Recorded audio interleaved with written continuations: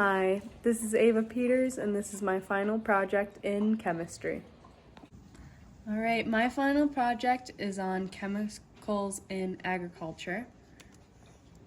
The two main chemicals used in agriculture are fertilizers and pesticides.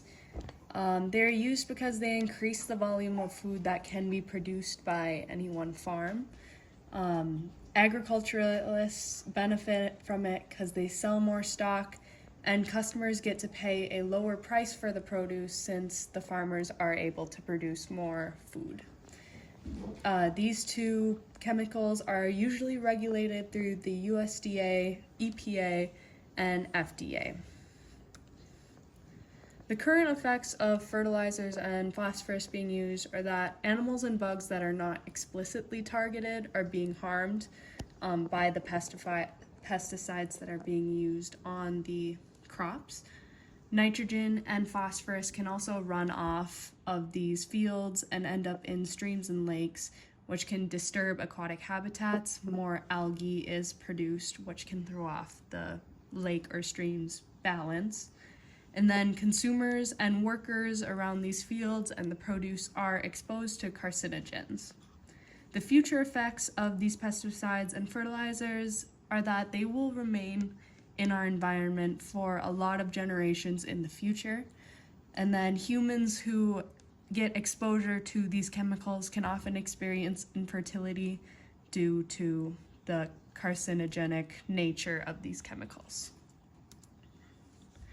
Too much phosphorus is bad for an aquatic system because phosphorus is often a limiting reactant to create algae. The more that is introduced, the more algae is produced, and oftentimes the amount of phosphorus creates way more algae than what a water body can hold.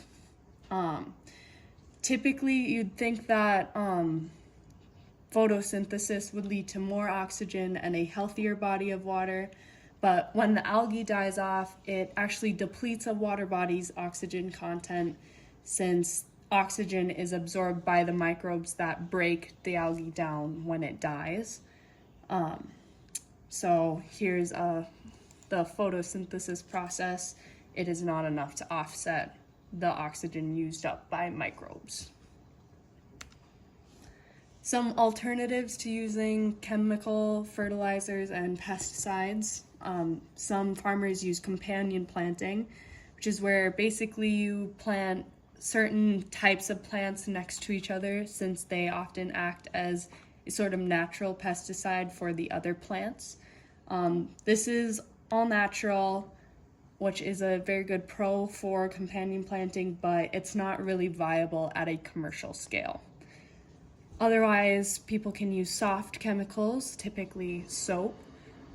It's not as harsh as traditional chemicals, but it's not as effective either as the typical agricultural chemicals.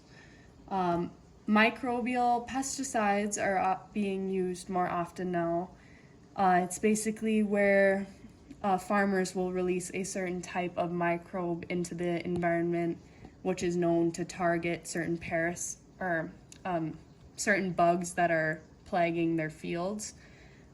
These work really well for large operations. It's just harder to control at that since you may be releasing a super upsetting thing into the natural environment's space. I believe microbial pesticides are one of the better ways to control the spread of bugs in our fields. Yes, they're harder to control, but that just means we need to put more thought into when and where we're using them. They will work better for large operations. And that's my presentation. Thank you guys.